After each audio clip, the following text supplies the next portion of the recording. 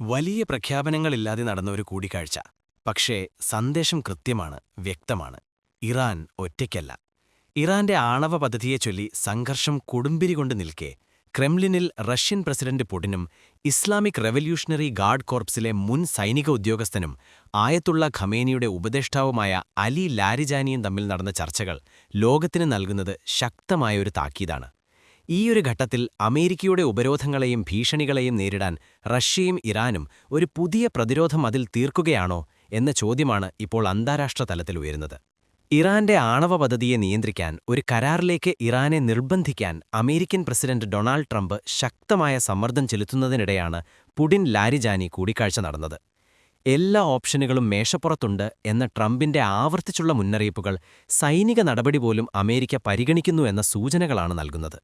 റഷ്യയിൽ നടന്ന ചർച്ചകളിൽ സാമ്പത്തിക സഹകരണം മുതൽ പ്രാദേശികവും അന്തർദേശീയവുമായ പ്രധാന വിഷയങ്ങൾ വരെ ഉൾപ്പെട്ടതായി റഷ്യയിലെ ഇറാൻ എംബസി അറിയിച്ചു. വിശദാംശങ്ങൾ പുറത്തുവിട്ടിട്ടില്ലെങ്കിലും ഇറാന്റെ ആണവ പദ്ധതി, അമേരിക്കയുമായുള്ള സംഘർഷം, പശ്ചിമേഷ്യയിലെ സുരക്ഷാ സമവാക്യങ്ങൾ എന്നിവയാണ് ചർച്ചകളുടെ കേന്ദ്രമെന്ന വിലയിരുത്തലിലാണ് നയതന്ത്രവൃത്തങ്ങൾ. ഇതിനു മുമ്പും അമേരിക്കയും ഇറാനുമിടയിൽ ഇടനിലക്കാരനായി പ്രവർത്തിക്കാൻ റഷ്യ സന്നദ്ധത അറിയിച്ചിട്ടുണ്ടെന്നത് ഈ കൂടിക്കാഴ്ചയുടെ പശ്ചാത്തലത്തിൽ വീണ്ടും ശ്രദ്ധേയമാകുന്നു. യുക്രൈൻ യുദ്ധം ആരംഭിച്ചതിനുശേഷം ഇറാൻ റഷ്യയുടെ ഏറ്റവും അടുത്ത തന്ത്രപരമായ പങ്കാളികളിലൊന്നായി മാറിയിട്ടുണ്ട്. അമേരിക്കയുടെയും പാശ്ചാത്യ സഖ്യകക്ഷികളുടെയും കടുത്ത ഉപരോധങ്ങൾ നേരിടുന്ന റഷ്യയ്ക്ക് ഇറാനുമായുള്ള ബന്ധം വെറും നയതന്ത്ര സൗഹൃദം മാത്രമല്ല, അത് സൈനികവും സാങ്കേതികവുമായ സഹകരണത്തിന്റെ ഒരു ശക്തമായ ബന്ധമാണ്. ഈ പശ്ചാത്തലത്തിലാണ് ഇറാന്റെ ആണവ വിഷയത്തിൽ റഷ്യ തുറന്നുവെച്ച പിന്തുണയും ഇറാനെ അന്താരാഷ്ട്ര വേദിയിൽ ഒറ്റപ്പെടുത്താനുള്ള പാശ്ചാത്യ ശ്രമങ്ങളെ പ്രതിരോധിക്കുന്ന നിലപാടുകളും വായിക്കപ്പെടേണ്ടത്.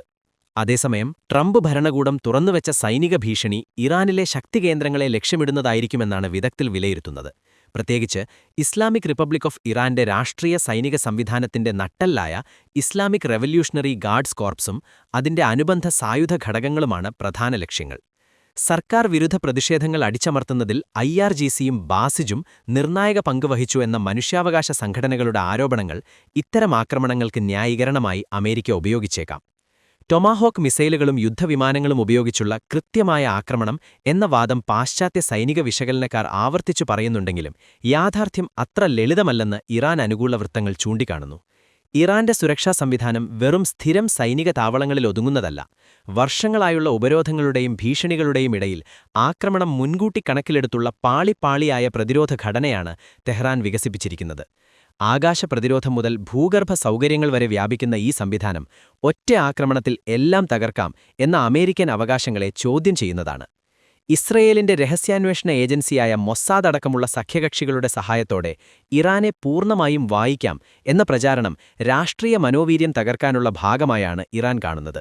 മുൻകാലങ്ങളിൽ ചില ലക്ഷ്യമിട്ടുള്ള ആക്രമണങ്ങൾ നടന്നിട്ടുണ്ടെന്നത് സത്യമാണെങ്കിലും അതിനെ ഇറാന്റെ സുരക്ഷാ സംവിധാനത്തിന്റെ പരാജയമായി മാത്രം ചിത്രീകരിക്കുന്നത് ഏകപക്ഷീയമായ വിലയിരുത്തലാണ് എന്ന് വിദഗ്ധർ പറയുന്നു. മറിച്ച് അത്തരം സംഭവങ്ങൾക്ക് ശേഷം ഇറാൻ തന്റെ ഇന്റലിജൻസും പ്രതിരോധ സംവിധാനങ്ങളും കൂടുതൽ ശക്തിപ്പെടുത്തിയതാണ് യാഥാർത്ഥ്യം. ഇതോടൊപ്പം തന്നെ റഷ്യ പതറും എന്ന പാശ്ചാത്യ പ്രവചനങ്ങളെ തള്ളിക്കളഞ്ഞുകൊണ്ട് റഷ്യ ഇറാൻ കൂട്ടുകെട്ട് യുദ്ധഭൂമിയിൽ മറ്റൊരു ഗെയിം ചേഞ്ചർ നീക്കമാണ് നടത്തുന്നത്. യുക്രൈൻ യുദ്ധത്തിൽ ആയുധബലത്തിനൊപ്പം സാങ്കേതിക ബുദ്ധിയും കുറഞ്ഞ ചെലവിലുള്ള നവീന തന്ത്രങ്ങളും ഉപയോഗിച്ച് റഷ്യ പുതിയ മേൽക്കൈ നേടുകയാണ്. ഈ തന്ത്രത്തിലെ പ്രധാന ഘടകമാണ് ഇറാനുമായുള്ള ഡ്രോൺ സഹകരണം. വർഷങ്ങളായി ഉപരോധങ്ങൾക്ക് കീഴിൽ ഡ്രോൺ യുദ്ധത്തിൽ പരിചയമുണ്ടായിരുന്ന ഇറാന്റെ സാങ്കേതിക അറിവ് റഷ്യയ്ക്ക് നിർണായകമായുധമായി മാറിയിരിക്കുന്നു. 2026 ജനുവരി തുടക്കത്തിൽ യുക്രൈനിൽ കണ്ടെത്തിയ തകർന്ന ഡ്രോണിന്റെ അവശിഷ്ടങ്ങളാണ് ഈ മാറ്റത്തിന്റെ ആദ്യ സൂചന നൽകിയത്. സാധാരണ ഡ്രോണുകളേക്കാൾ വേഗതയും ശക്തിയുമുള്ള ഈ പുതിയ മോഡൽ റഷ്യ യുദ്ധം ഒരു പുതിയ ഘട്ടത്തിലേക്ക് കൊണ്ടുപോകുന്നു എന്നതിന്റെ അടയാളമായിരുന്നു. ഇതാണ് യുക്രൈൻ പ്രസിഡന്റ് വൊളോഡിമിർ സെലൻസ്കിയെ തുറന്ന ആശങ്ക പ്രകടിപ്പിക്കാൻ പ്രേരിപ്പിച്ചത്. ഒരു ദിവസം 1000 ഡ്രോൺ നിർമ്മിക്കുന്നുവെന്ന് അവകാശപ്പെട്ടിട്ടും അത് പര്യാപ്തമല്ല എന്ന് അദ്ദേഹം ലോക സാമ്പത്തിക ഫോറത്തിൽ പറഞ്ഞത് ഡ്രോൺ യുദ്ധം എത്രത്തോളം നിർണായകമായി മാറിയിരിക്കുന്നു എന്നതിന്റെ തെളിവാണ്. ഇറാന്റെ സാങ്കേതിക സഹായത്തോടെ റഷ്യയിലെ തട്ടാരിസ്ഥാനിൽ പ്രവർത്തിക്കുന്ന ഡ്രോൺ ഉൽപ്പാദന കേന്ദ്രങ്ങൾ ഇന്ന് യുദ്ധത്തിന്റെ ദിശ തന്നെ സ്വാധീനിക്കുന്ന ഘട്ടത്തിലാണ്. ഇവിടെ നിർമ്മിക്കപ്പെടുന്ന ഗെരാൻ 2 ഡ്രോൺ ഇറാന്റെ ഷാഹിദ് 136 രൂപകൽപ്പനയുടെ റഷ്യൻ പതിപ്പാണ്. കുറഞ്ഞ ചെലവിൽ നിർമ്മിക്കാവുന്നതും ദീർഘദൂര ആക്രമണങ്ങൾക്കുപയോഗിക്കാവുന്നതുമായ ഈ ഡ്രോണുകൾ വില കൂടിയ മിസൈലുകൾ സംരക്ഷിക്കാനും ദീർഘകാല യുദ്ധത്തിൽ റഷ്യയ്ക്ക് മേൽക്കൈ നിലനിർത്താനും സഹായിക്കുന്നു. കൂടുതൽ വേഗതയുള്ള ജെറ്റ് പവേർഡ് ഗെരാൻ 3, ഗെരാൻ 4, ഗെരാൻ 5 മോഡലുകളുടെ പരീക്ഷണങ്ങൾ ഈ സഹകരണത്തിന്റെ ആഴം വ്യക്തമാക്കുന്നു.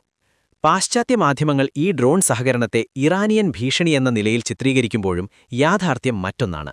നാറ്റോയുടെ വ്യാപനവും പാശ്ചാത്യ ഇടപെടലുകളും അവഗണിച്ച് ഇറാനും റഷ്യയും മാത്രം ഒരു കുറ്റവാളിയായി ചിത്രീകരിക്കുന്നത് രാഷ്ട്രീയ കാപട്യമാണെന്ന് വിമർശകർ ചൂണ്ടിക്കാണുന്നു.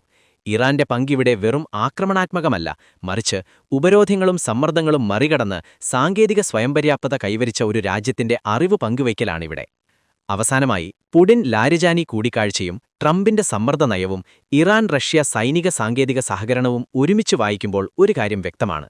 ഇറാന്റെ ആണവ വിഷയം വെറും ഒരു രാജ്യത്തിന്റെ വിഷയം മാത്രമല്ല, അത് US, റഷ്യ, ഇറാൻ ത്രികോണത്തിലെ ബന്ധിക്കുന്ന ഒരു വലിയ ഭൗമരാഷ്ട്രീയ ചതുരംഗത്തിന്റെ ഭാഗമാണ്. അമേരിക്ക, ഇറാൻ, റഷ്യ ത്രികോണത്തിൽ ഇനിയുണ്ടാകുന്ന ഓരോ നീക്കവും പശ്ചിമേഷ്യ മുതൽ യൂറോപ്പ് വരെ ലോകത്തിന്റെ ശക്തി സമവാക്യങ്ങളെ തന്നെ നിർണ്ണയിക്കാനാണ് പോകുന്നത്.